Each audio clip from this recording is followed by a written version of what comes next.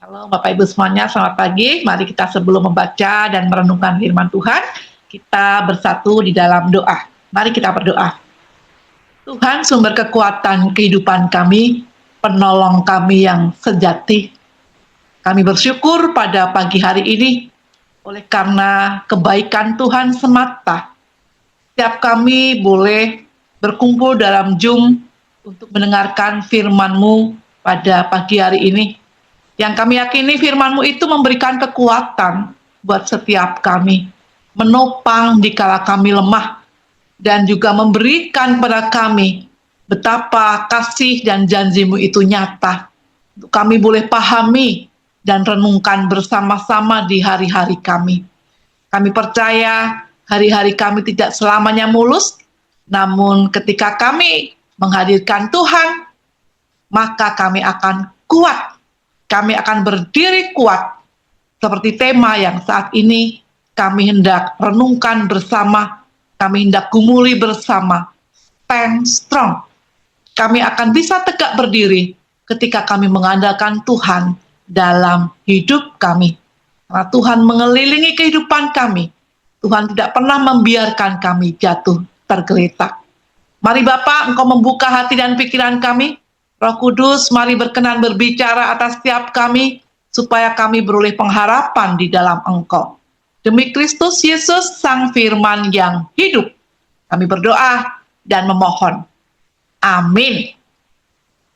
Bapak Ibu, senang sekali saya bisa kembali bertemu dengan saudara-saudara semua, ya, juga Bapak Ibu semuanya. Tentu ada semangat yang baru ya di pagi hari ini, hari Senin gitu ya, semangat yang baru di minggu yang baru, karena kita selalu meyakini ada berkat-berkat yang baru dari Tuhan. Ya, saya hendak sedikit sharing gitu ya Bapak Ibu, saya hendak sedikit sharing di bulan lalu itu tepatnya di tanggal 17 Juli, saya menjalani operasi mata, ya, bagian retina mata sebelah kiri. Nah, itu saya dikunjungi oleh kakak saya, oleh adik saya. Senang rasanya walaupun saya menahan perihnya mata. Sakit gitu ya. Tapi karena saya belajar untuk mengandalkan Tuhan. Jadi saya itu tanggal 16 Juli masuk untuk opnam. Sebelumnya sudah dengan pengecekan macam-macam ya, keluhannya emang kabur, nggak bisa lihat. Kalaupun misalnya ada cincin gitu ya depan saya cuma lihat, oh baju dia coklat, tapi bawah mukanya saya nggak lihat. Misalnya nanti hadir lagi siapa yang baju putih, saya lihat putih, tapi mukanya saya nggak bisa lihat. Cuman gerakan-gerakannya saja saya lihat. Nah, keluhan itu ternyata ketika saya periksakan, saya didampingi suami tercinta, suami saya yang ada kalung merahnya penjaga dia, penjaga bagian keluarga yang setiap hari harus standby gitu. Itu ternyata ada gangguan di retina. Dokternya mengatakan ada pendarahan di retina kamu, gitu ya. Dan ini prosesnya kamu harus minggu depan suntik dulu ya. Waduh, saya ngebayangin ya, tangan ini aja kalau ambil darah macam-macam gitu ya sakit gitu. Ini mata saya harus disuntik. Nggak kebayang. Bohong kalau nggak takut. Bohong kalau nggak khawatir, nggak takut gitu ya. Walaupun saya belajar tersenyum, untuk bersyukur, untuk menerima, menjalani. Karena kalau saya tidak pernah mengambil keputusan menjalani operasi itu, saya juga tidak pernah bisa merasakan betapa Tuhan menolong dengan luar biasa. Saya kan bulan ini anak saya mau tunangan, nanti akhir November mau menikah.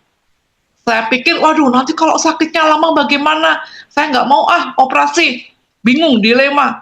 Suami saya operasi mah, ini jalannya udah bagus, ada dokternya yang udah profesional, bagian retina. Anak saya juga jalanin mah, nggak apa-apa, sekarang udah canggih. Doa lagi, doa terus digumul-gumul, kemudian cari second opinion, tanya dokternya, tetap harus operasi. Kalau enggak, ibu nanti itu ada pendarahan di mata bagian kiri, di retinanya, maka pendarahan itu bisa menggumpal, bisa kering, nanti malah bisa membuat retina lepas.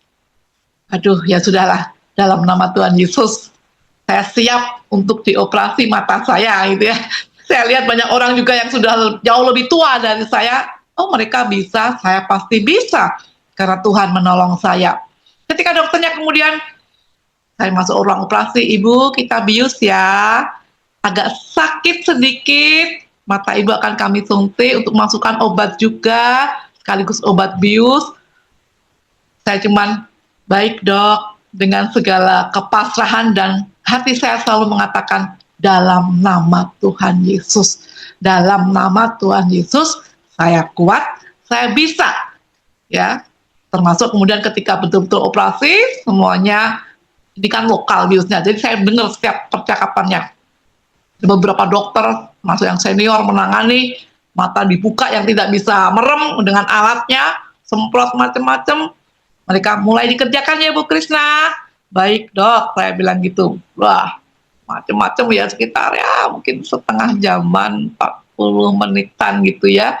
Karena mungkin ya saya nggak ngerti kejadiannya apa, yang darah-darah itu jadi bisa mencair, kemudian kayak diambil gitu ya, pakai nggak tahu selang atau semprotan, jadi bersih sekali, bersih sekali. Memang setelah itu harus ditutup matanya, total ditutup pakai perban steril gitu ya, kurang lebih 3 hari.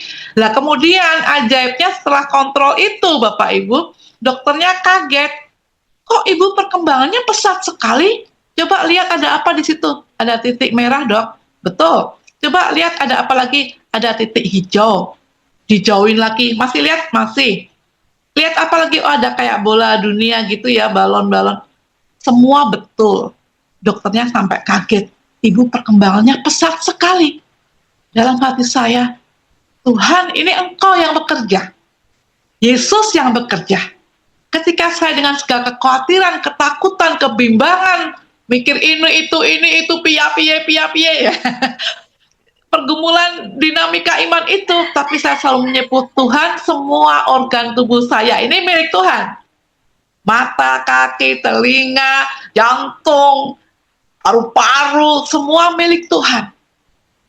Saya siap menjalani operasi bersama Tuhan dalam nama Tuhan Yesus, lancar, semuanya baik-baik saja, dan silahkan Tuhan pakai hidup saya ini untuk memuliakan Tuhan. Tuhan pulihkan." Sekarang nih bisa lihat semua Bapak Ibu yang ganteng. Tadinya nggak bisa di sebelah kiri ya. Jadi lihat baca juga susah, nggak bisa, pokoknya buram. Sekarang puji Tuhan, puji Tuhan. Lihat apapun bisa gitu ya. Jadi saya cuma mau mengawali sharing ini, betapa ketika kita itu mengandalkan Tuhan, betapa ketika kita itu selalu menyebut nama Tuhan yang punya kuasa begitu dahsyat itu, kita akan tetap mampu tegak berdiri, menjalani apapun persoalan dalam kehidupan kita. Saya percaya Bapak Ibu kan juga punya kelemahan-kelemahan, punya problem-problem sendiri. Dan saya sudah persaksikan, saya juga punya problem yang tadinya membuat hati saya ciut, takut, kok tiba-tiba buram nih, kok tiba-tiba nggak enak ya jalannya, itu karena buram tadi. Tapi ketika kita mau menjalani prosesnya, bagian Tuhan menolong dan memberkati. Kita hanya taat, lakukan bagian kita dengan sebaik mungkin. Kalau saya tidak mau, kekeh nggak mau, nanti deh setelah selesai anak saya nikah, tahun depan deh semuanya, biar semua bagus. Saya bisa tampil cantik misalnya, sehat, nah masa di foto nanti jelek. Ternyata nggak seperti itu. Semua orang terdekat mendukung, saya berdoa juga hikmat Tuhan, "Krisna, jalanin, aku akan menolong kamu." Ketika di hari seminggu mulai bisa melihat, saya bertanya dalam Tuhan, refleksi diri, "Tuhan, bener nih saya bisa melihat, mata kanan saya tutup, saya bisa melihat ini ada almari, saya melihat itu ada TV, jendela kamar saya ada matahari, bener Tuhan, ini saya, dan ini Engkau yang memberikan. Semua penglihatan ini saya bisa lihat benar." Seperti ada jawab, "Benar Krisna, benar Krisna Dewi, ini aku yang membuat kamu bisa melihat, dan saya akan semakin sempurnakan mata kamu." Dan itu terbukti. Detik ini, orang belum boleh membuka matanya sampai sebulan, 2 bulan. Begitu saya kontrol, dokter mengatakan 3 hari lagi, kamu boleh bebas ngapain saja. Padahal saya pending banyak nih, untuk yang keluar kota ke puncak, untuk ke mimbar, saya belum terima. Tapi karena ini di rumah gitu ya. Tapi ternyata sebetulnya kalau saya terima pelayanan itu juga bisa. Hanya saya waktu itu pikirnya 2 bulanan sakitnya. Ternyata nggak sampai 1 bulan sudah dokter katakan kamu sembuh sempurna. Boleh kegiatan apapun juga. Nah, puji Tuhan, ini hari pertama kali saya setelah operasi saya mengiyakan pelayanan karena memang saya tidak cancel. Mikir saya ini karena di rumah, bisa zoominarnya di rumah, nggak kena debu kan kemana-mana. Jadi bersyukur sekali hari ini saya sudah mulai melayani lagi dengan passion saya, dengan segala hikmat Tuhan. Dan hari ini tema kita luar biasa. Saya mengambil karena sesuai dengan pergumulan saya, dan semoga ini juga menjawab pergumulan Bapak Ibu Saudara semua. Temanya adalah stand strong. Mari kita buka firman Tuhan dari di PowerPoint sudah ada ya. Ulangan pasal yang ke-32. Ulangan pasal 32 ayat yang ke-9 sampai dengan ayatnya yang ke-10 ya. Di layar sudah ada. Firman Tuhan berkata, tetapi bagian Tuhan ialah umatnya. Yakub ialah milik yang ditetapkan baginya.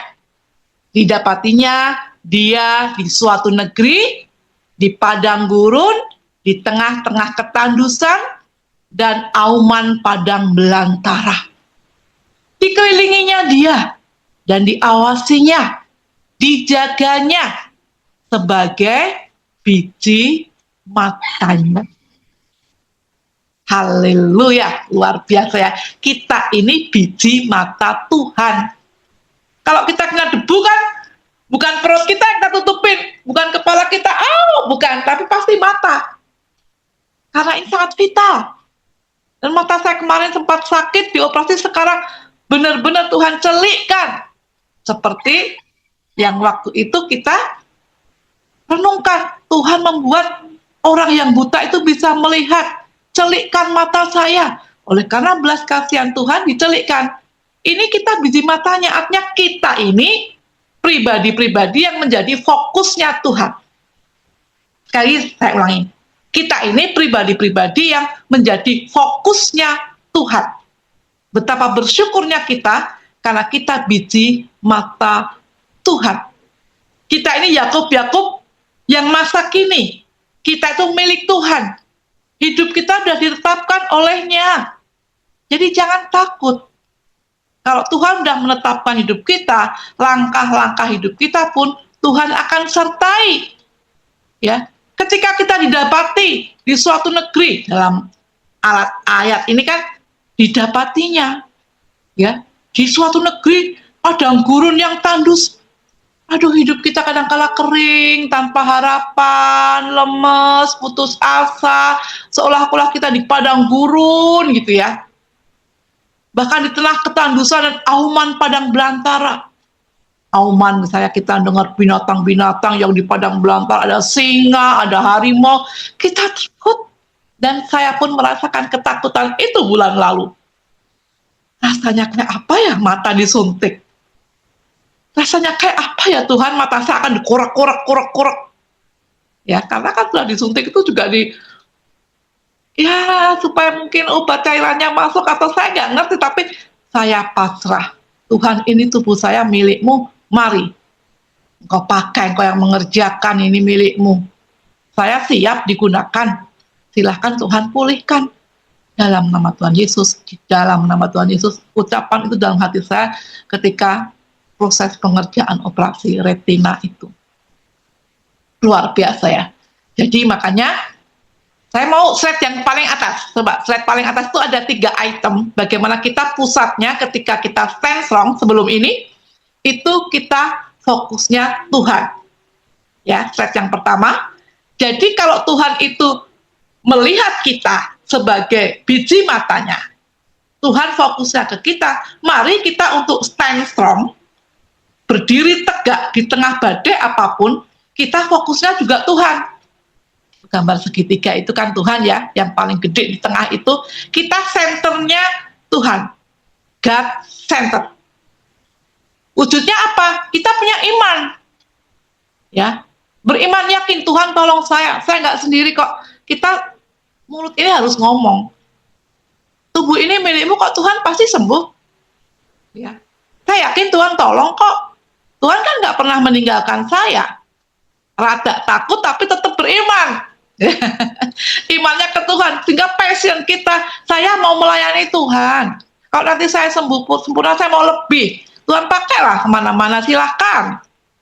Saya berkata begitu, passion sesuai dengan seperti saat ini saya punya passion, bergairah untuk memberitakan firman Tuhan, pertolongan Tuhan gitu ya. Kemudian ketika kita betul-betul fokus ke Tuhan, kita betul-betul punya cinta. Yesus pun mengasihi saya, menyembuhkan saya, mencelikan mata saya karena cinta Yesus pada saya. Yuk mari berkata dalam diri masing-masing, Tuhan cinta aku harus cinta Tuhan. Ya, jadi Tuhan cinta saya ini biji matanya, saya juga harus fokus ke Tuhan. Saya harus cinta Tuhan. Oke, next berikutnya. Slide yang ketiga tadi ada di tengah badai gitu ya. Lagu di saat badai bergelora. Bapak Ibu tahu kan lagu ini? Pasti tahu dong. Dan Bapak Ibu juga ngerti kalau saya bicara firman, saya suka sekali mengkaitkan dengan lagu. Karena hidup saya memang suka bernyanyi gitu ya.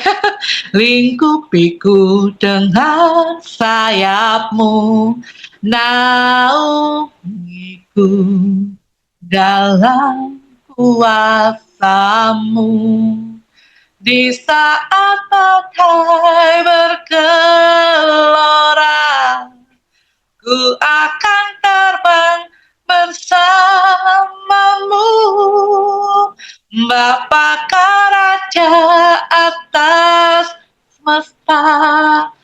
Ku tenang sebab Kau Allahku. Tuhan itu melingkupi kita dengan sayapnya, menaungi kita. Tadi dikatakan di ayat yang ke-10, coba satu ke atas lagi ya. Kita itu dikelilingi Tuhan. Ya, slide di atasnya. Kita itu dikelilingi Tuhan. Kalau dikelilingi Tuhan, saya mau jatuh ke depan, Tuhan juga akan tangkap. Ya, didapatinya dia di suatu negeri, di padang gurun, di tengah-tengah ketandusan dan auman padang belantara, dikelilinginya.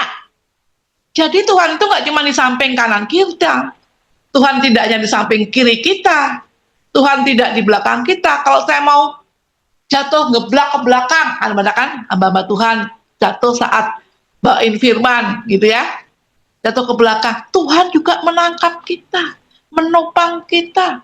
Mau terjerembab ke depan, Tuhan juga menangkap kita karena kita dikelilinginya. Kita ini diawasi. Bapak Ibu Saudara, kalau Bapak Ibu Saudara diawasi Tuhan, senang atau takut? Senang apa takut? Coba jawab. Kalau hidup Anda benar, senang dong. Ya, senang. Kalau kita hidupnya taat pada Tuhan. Tapi kalau Anda hidupnya masih menikmati dosa, egois, mengeluh, kasar, ya, atau bahkan mungkin minder, nyala-nyalain keadaan terus. Kemudian orang-orang yang di sekitar kita marah-marahi terus, kita caci maki terus.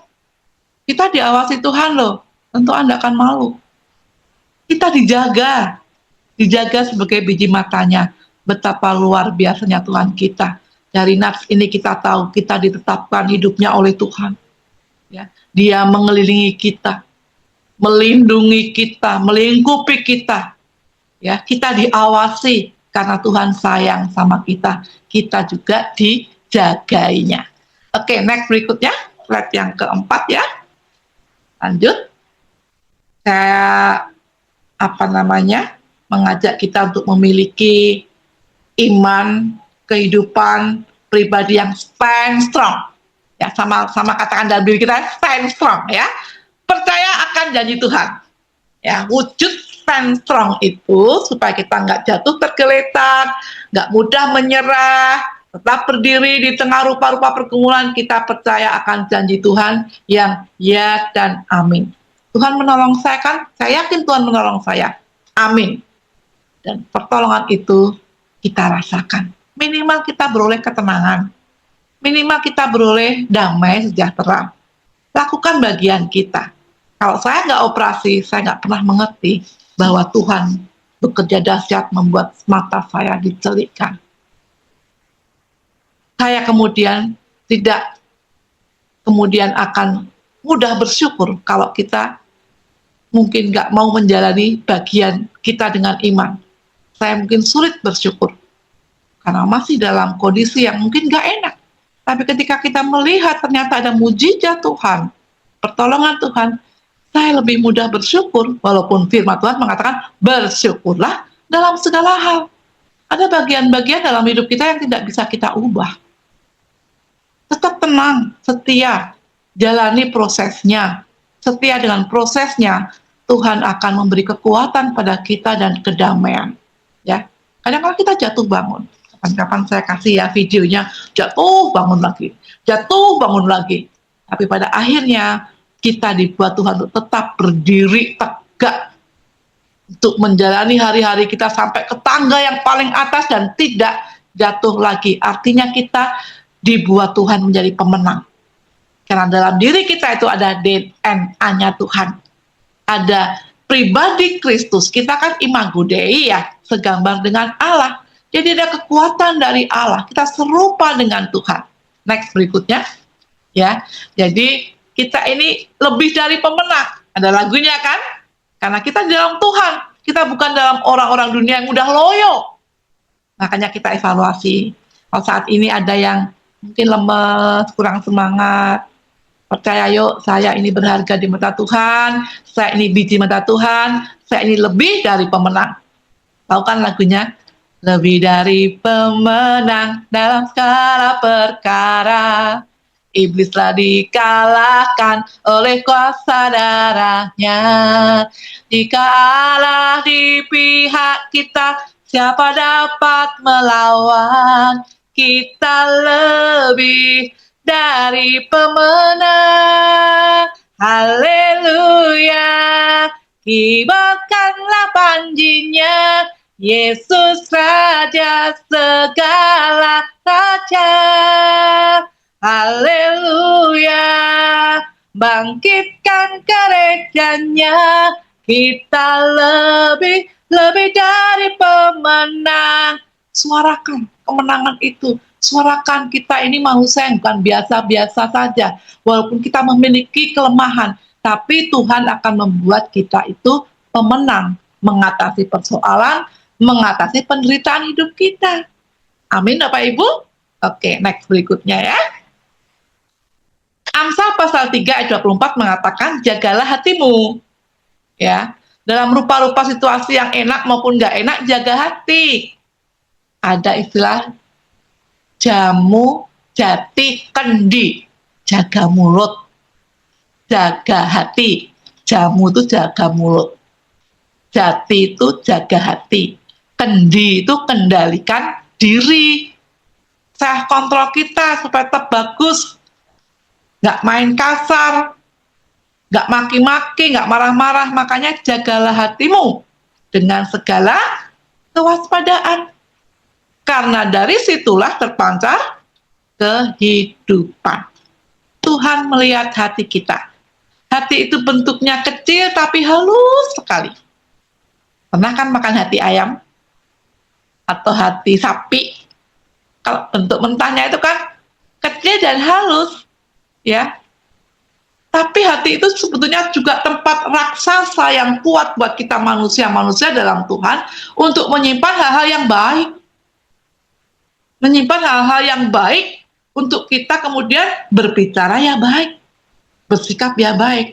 Tapi ada orang yang menyalahgunakan hati itu untuk menyimpan hal-hal yang buruk.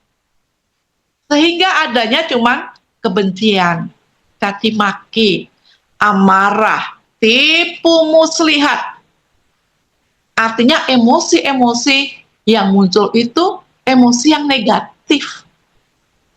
Karena apa?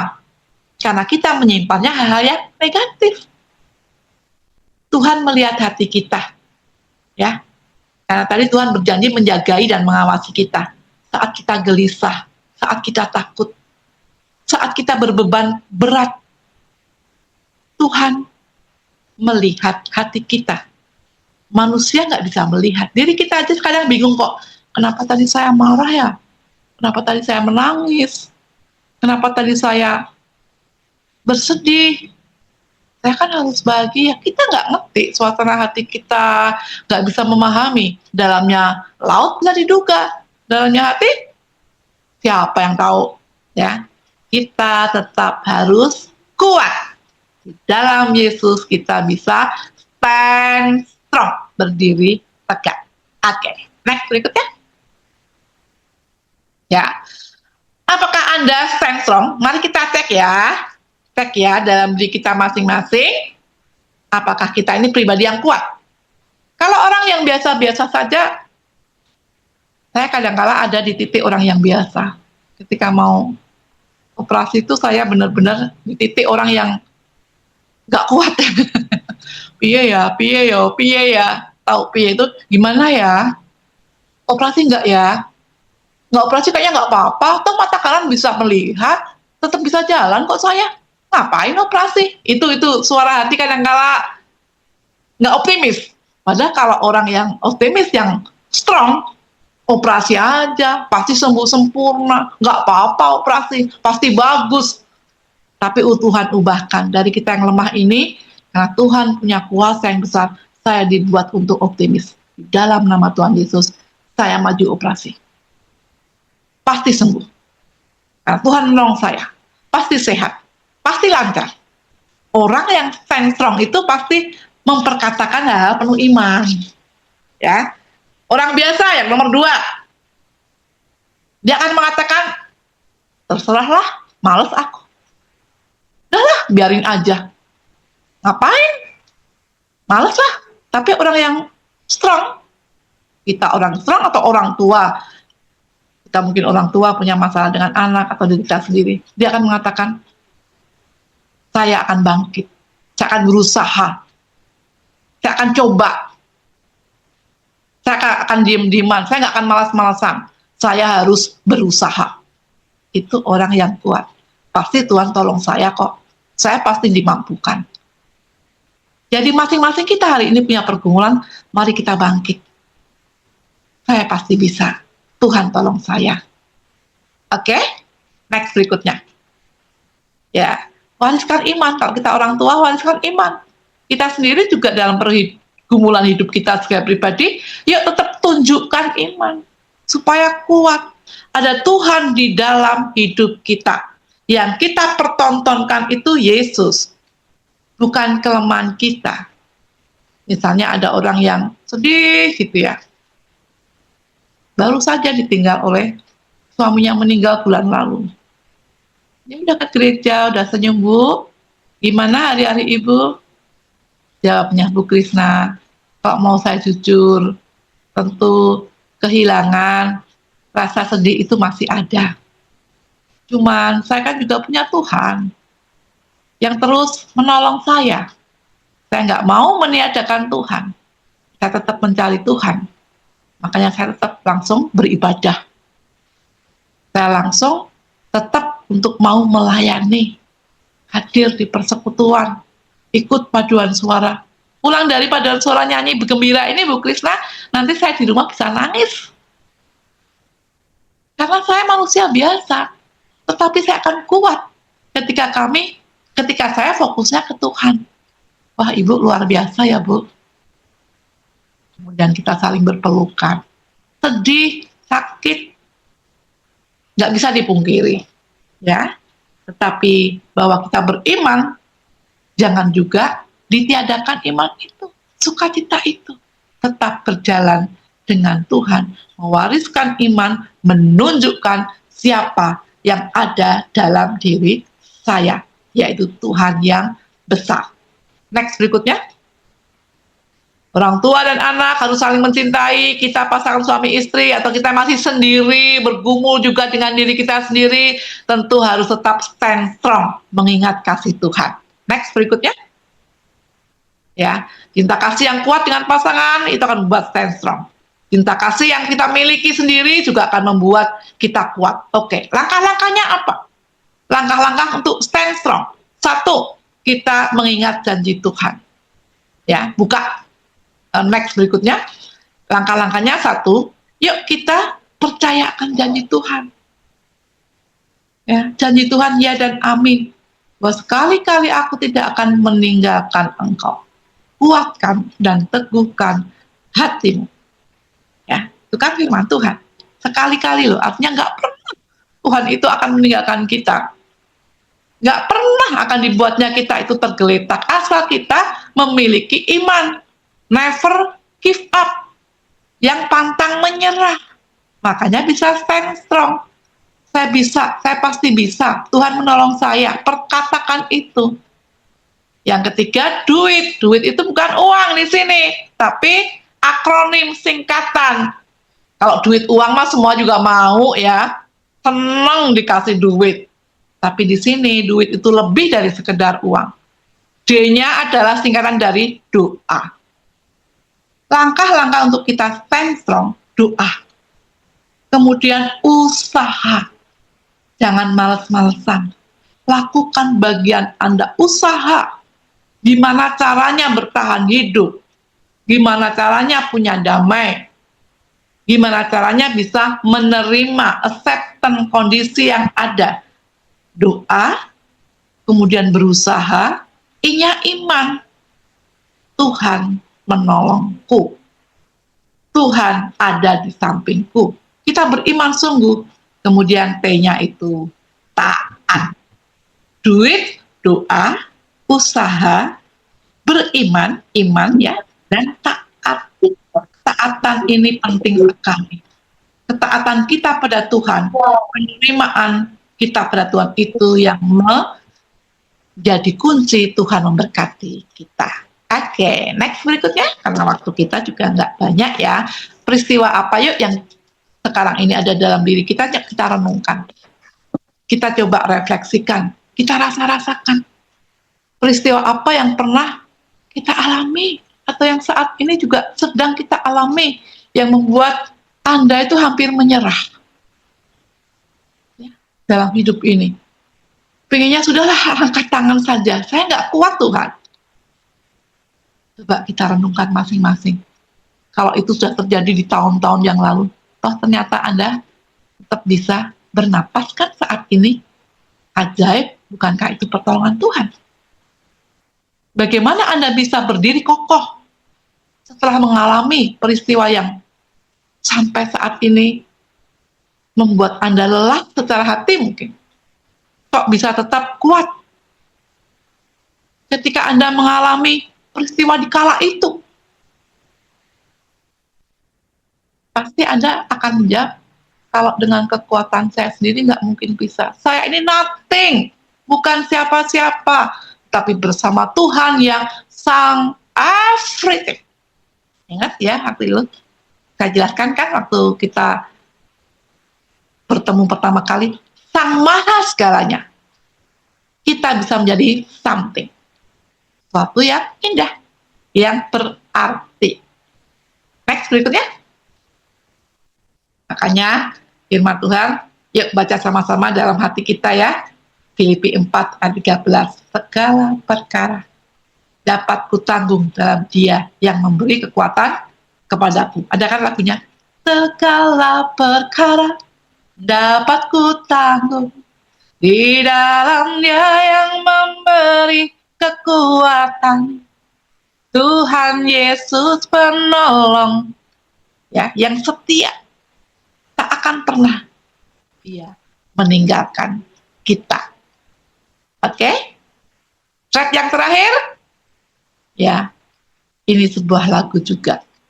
Kita nggak perlu takut, kita nggak perlu bimbang, kita nggak perlu merasa susah, berkecil hati, ya, karena Tuhan selalu menjadi jawaban buat kita. Sang El Shaddai itu menjawab setiap pergumulan kita. El Shaddai, gitu ya.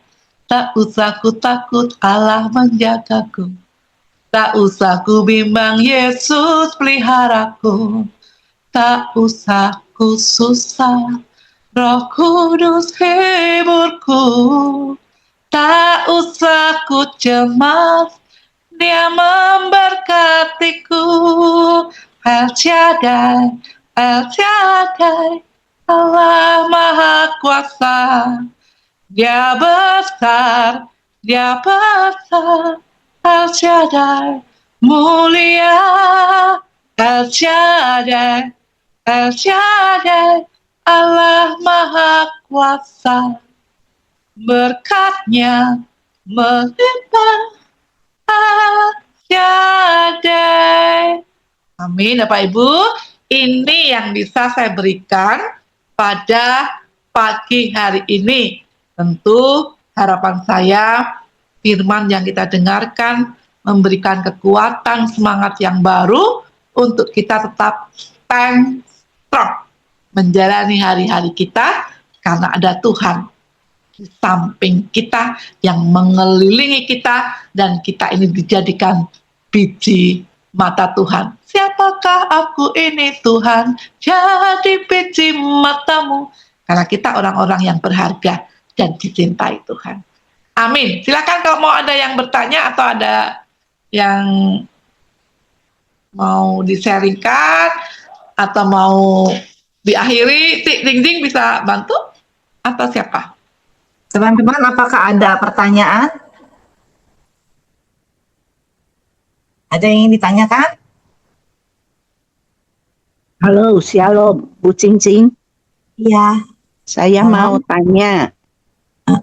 Ini dengan Ibu Novi. Bucan. Bucan, ya, Bucan, silakan. Ya. Ini dengan Ibu Krisna, shalom. Shalom.